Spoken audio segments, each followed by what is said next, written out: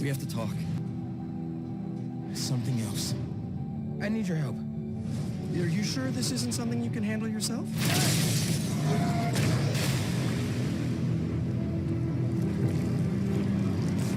Hey guys, welcome back to another Architect React, and we're in a wonderful world of Spider-Man.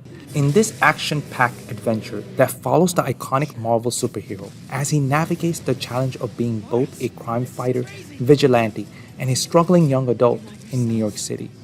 The game plot unfolds as Spider-Man faces off against Venom, who threatens the city. As you play the game, you master Spidey acrobatic moves, web-swinging abilities, combat skills to take down Kraven while managing Peter Parker's personal life and responsibility, and the story picks off right where it left off. Spider-Man 2 is a game that is centered around New York. You have such things as the financial district, you have the downtown, midtown, Central Park, Manhattan. You have all these various areas that cater to the world of Spider-Man. Now, one of the biggest things for me as an architect is the attention to detail to the city. Again, I cannot flaunt this enough. They have gone as far as to model out the Grand Army Plaza arch in Brooklyn, along with that, providing tall skyscrapers and large billboards of the games in Times Square and current events. Modeled out the Empire State Building.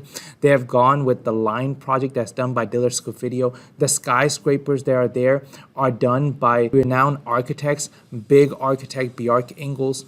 And one of the things that is fascinating about Spider-Man 2 in particular is they've gone ahead and added the districts that weren't there originally.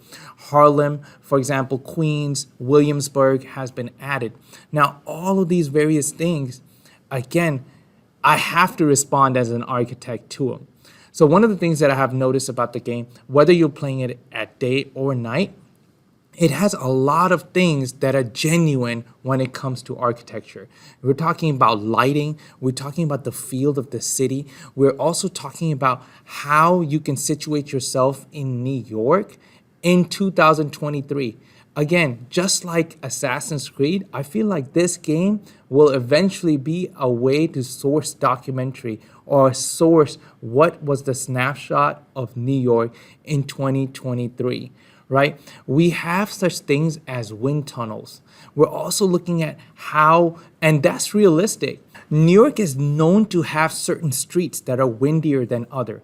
We have Venturi effects that are going on throughout the city because of how the water acts as a way to accelerate the wind coming in from the Atlantic Ocean.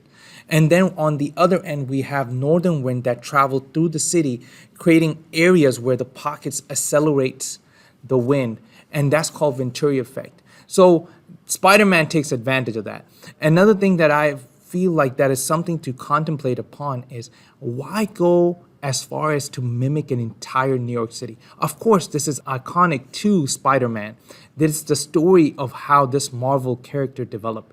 But at the same time, it gives reliability to that game designer to say that I can mimic an entire city.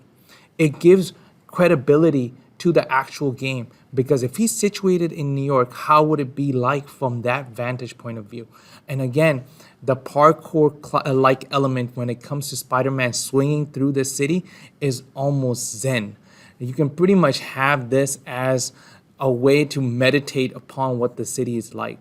New York is already considered one of the pinnacle of metropolitan area. It is the echelon or the absolute top of what a city should be like. Tokyo falls under the same category, the hyper metropolitan areas of this era. I'm glad to say that this game does not disappoint. The ray tracing detail of how mirror and glass refracts lights are spotless. It is a great contribution to the history and the preservation of New York as of 2023. And it actually celebrates what New York is, a hyper metropolitan area. So again, enjoy the game. There's no spoilers in this video. Until next time. Follow for more content.